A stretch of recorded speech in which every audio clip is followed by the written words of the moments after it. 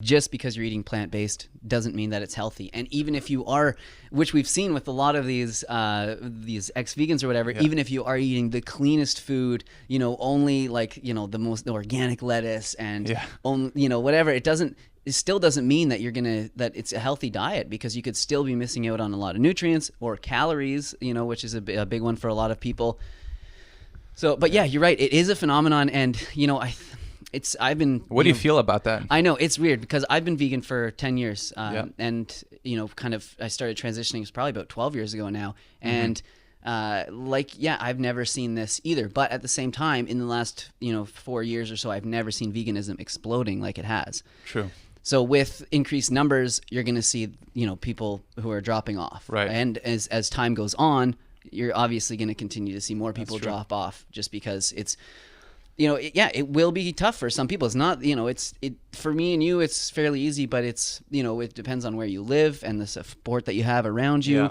And then also how you're feeling on it. And if you are, eating a proper diet for yourself, just nutritional knowledge, knowing exactly. what to do.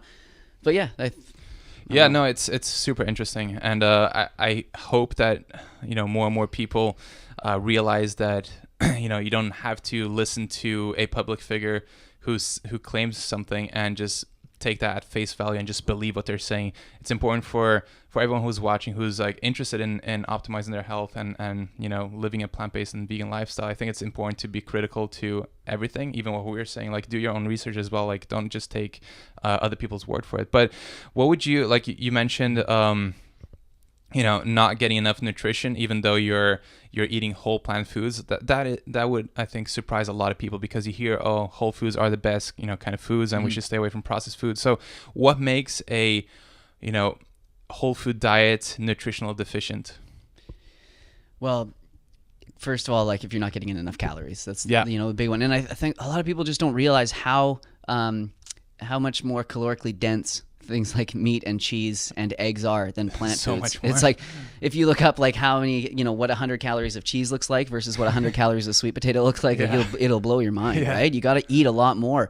And I think, and you have to, you have to eat fat, and you have to, like, you have to, I don't know, fat is a big one, right? Yeah.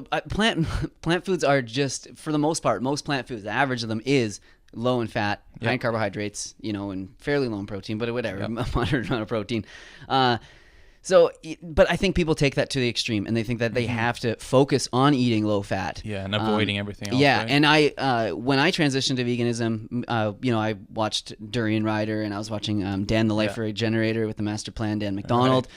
And they all promoted, like, a super high carb, low fat diet. And that's what I got into veganism, thinking as well. And I ate that way for a long time, and it served me okay for a while, but I definitely felt like, limited as far as like what I could have, and never, sometimes I wouldn't feel like totally satiated and stuff. I didn't notice any ill health effects, but at the same time, I didn't do that for all that long. Right. Okay. Yeah. We hear the plant-based doctors with all these studies saying, this super low fat diet reverses like heart disease and stuff. But I think they're talking about people that are like chronically ill, and they're healing those people and reversing those conditions. And that's great, but that doesn't necessarily mean it's going to be a sustainable diet, or that everyone has to eat that way. Yeah. It's because we are all individual. Like, our needs are individual, right? Some people do better with lower fats, some people do better with way higher fats. So it's a very big spectrum, and that is why I don't enjoy when people just recommend a one size fits all approach for everyone, because it's just not the case. Like, some people just can't do too well with like certain types of foods. And I used to describe my diet as a high carb, low fat vegan diet, even though I would still eat nuts and seeds and everything. At the end of the day, when you look to where my calories are coming from, most of them are coming from carbs and protein. If a small amount was coming from fat. But I've stopped saying that now, and I just, say that I eat a whole foods plant-based diet, because people take it too literally and they try to avoid everything. So for the people watching here, like, don't be scared of fats. It's very, very important to have fats into your diet. Like, fats are very important for, many, many things, many functions. Yeah. So some of the healthier sources of fats is just the whole food fats that we know, right? Nuts and seeds. So, we want to focus on the omega-3 fatty acids. Those are the essential fatty acids that are hard to get. Those and omega-6s, we get lots of omega-6s in our diet, so it's not something we necessarily have to focus on. And usually they come, foods that are rich in omega-3s will have some omega-6s. And what are those? In them. So flax is champion, but there's also hemp, chia, and walnuts is a good source as well. Yeah. But those three, flax, hemp, Amazing. and chia, are definitely the best. And you want to grind your flax, definitely, and you definitely want to try and grind your chia seeds as well. A lot of people think really? that you can just absorb them, but there have been studies that have been done that show people that are given chia seeds without grinding, their omega-3 levels don't go up. Yeah, even when you make it into a pudding and that kind of stuff. I don't think that they were soaked. Yeah, Okay. I don't think they were soaked overnight. And Right. so if you soak them overnight and you chew them really well, then maybe. Okay, But that'd be an interesting point actually. It's definitely best But to be safe, just grind it up. Yeah, safe to grind them. Yeah. Awesome. Okay, well, so I guess include fats into that. That's the whole point of this. And what else do you think plays a role in these people who end up failing on the vegan diet? Is there something that you have noticed yourself that a lot of people, a mistake that you see repeating itself over and over again? Is there any pattern that you have observed personally? Well, definitely like the sort of, I hate using the term like orthorexic, but for lack of a better term, those habits definitely are one of the main ones I see in the people that I also don't say fail veganism, but whatever, that didn't work out for them. Right. That have gone back to eating meat or fish or eggs or whatever. That's definitely one of them. And you see them make these meals, and it's like, it'll be like lettuce and then like just, a few chickpeas without any sauce on it, and then, maybe a tiny bit of avocado and like, a whole bunch of other low calorie veggies. And sure, it looks great, and in an Instagram picture, it looks really healthy and everything, but it's like 300 calories or whatnot, and you're gonna have to eat, especially guys like you and me and whatever, we're gonna have to eat a lot more than that.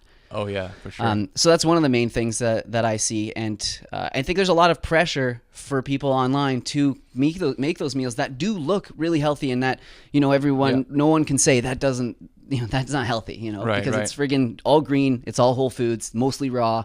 Everyone knows that's healthy, right? So I think that's one of the main things that I've seen for sure. And then also, I mean, the jumping back and forth from different fads and trends and trying to find that health, right? By going, I'm going to do a juice fast for a week or 2 weeks or whatever. Or, I'm going to eating raw, or now I'm eating high fat or whatever it is. You see them jumping around, and it's like, people like you and me and Brian and Nimai, it's like we've been eating this well-rounded diet, and it's not always 100% the healthiest. Sometimes we'll have the fake meats and stuff, which you don't necessarily, you don't need to have, but it's like we're incorporating a lot of fruits, and we're eating a lot of them. 100%. And we're not too dogmatic about our approach. We eat some raw, we eat some cooked. And we're not calculating everything, and we're just intuitively eating and that kind of stuff. Right. Yeah. And last point is, do you think there would be any benefits to adding fish and eggs back in? Because that's what, people are claiming. Well, what is a nutrient that like is missing? I just don't get it. As far as eggs, I think, just the dense calories source. And fats, I would say, and then the fats, and then the same with fish. And it's funny, you'll see these people, and oh my god, I ate fish and I felt so much better. They're eating a piece of fish that's probably like 400 calories or whatever, when like that's like their whole meal that they've been eating, with greens and whatever. And I'm not saying don't eat greens. We gotta eat all our greens and everything, but it shouldn't be the only thing that we're eating. So of course you're gonna feel better from that. Some easily digestible calories. Your body's gonna be like, this is amazing. We've been starved for so long. Some mercury and exactly. But of course, there's the omega-3s and stuff, and if It's you're true, if you're worried about that, get an algae-based omega-3 fish oil, because that's where the fish are getting it. They're swimming around all day with their mouth open and getting algae in there, and that's how they get it. They don't make it themselves.